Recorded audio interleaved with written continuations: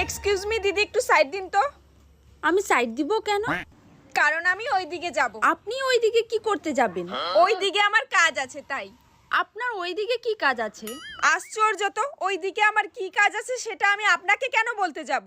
তাহলে আমি আপনাকে সাইড কেন দিব? কারণ আপনি রাস্তা ব্লক করে রাস্তার মাঝখানে দাঁড়িয়ে আছেন। আমি কেন রাস্তার মাঝখানে দাঁড়িয়ে আছি?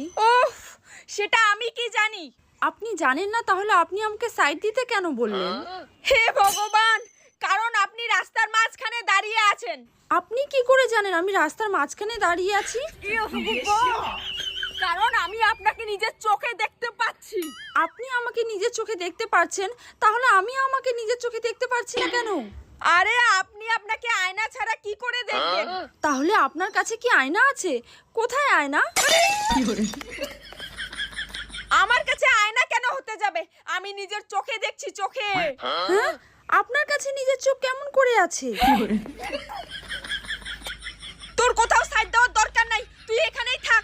আমি এইখানে কেন থাকবো? তা তুই যেখানে খুশি সেখানে যা। আমি যেখানে খুশি সেখানে কেন যাব? ভাই, তোর কোথাও যাইতে হবে না, কিচ্ছু করতে হবে না, তুই দয়া করে আমাকে ছাইড়া দে। কিন্তু আমি তো আপনাকে ধরিনি। আরে আমি যে কার মুখ দেখে বাইরে বের হইছি। কেন নিজের মুখ দেখে? একদম ঠিক বলেছিস ভাই তুই। আমি বাড়ি যাই। বাড়ি কেন? আপনি তো এই দিকে যাচ্ছিলেন।